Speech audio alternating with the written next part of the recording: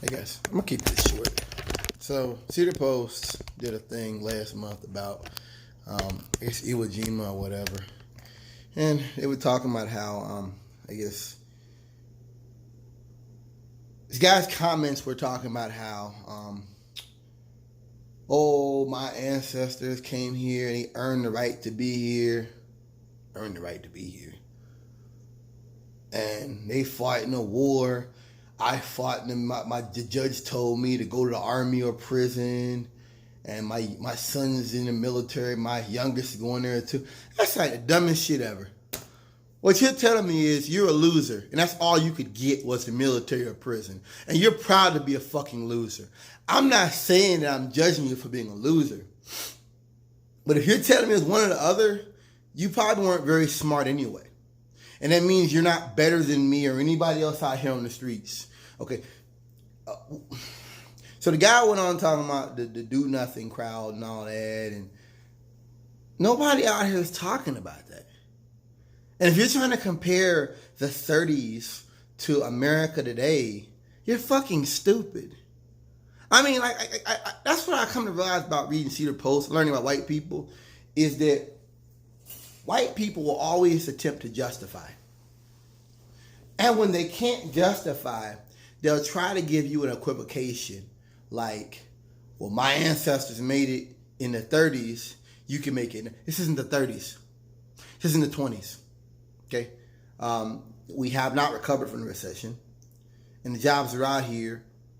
It's a shaky job economy. Everybody knows that. And it's like a socialism thing. We're not talking about we don't want to do work. That sounds stupid. We're talking about a fair wage. You know what I mean? You want to call me a socialist? Call me a socialist on my merits, on what I'm saying. This is what Caucasians do. They take what you say and then they break it up into pieces and twist it to it's not even what you originally said.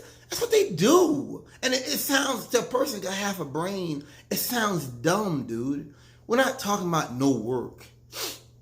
We're talking about a better, more efficient society. We're talking about a higher minimum wage to keep up with the price of the cost of living. Excuse me. We're talking about getting out of these wars. We're talking about ending the war on drugs. Nobody's talking about not work. Like dude, that's what's changed. That's what's changed. Is that one time the conservatives were like clowning you. Now it's like they go off into the echo chamber and they're saying stuff they didn't even read. I read on Survivors boards one time. This guy was talking about welfare and how the government will give you a Cadillac. And people on there were like, what the fuck is he talking about? It's like, dude, they don't even have that anymore. They haven't had it in like 40, 50 years. That's the mindset of the oppressor. Their mindset is like 50 years in the past, and it's not real. It has nothing to do with this reality we live in.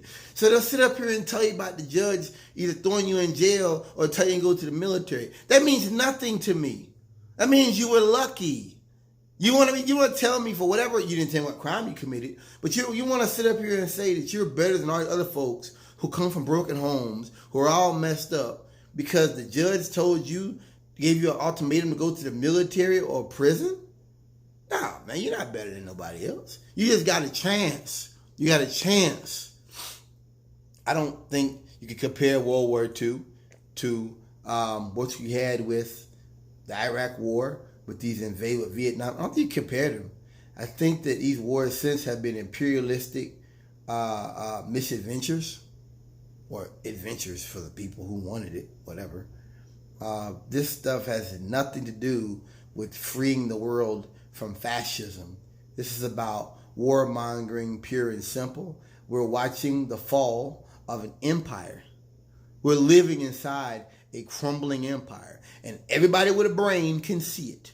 And we're watching this empire that's got its army at the doorstep, on the world's doorstep. Basically, the Ottoman Empire on the world's doorstep. And this empire is dying and it's crumbling down. It's threatening everybody. Iran, North Korea, China, Trump threatened Europe last month.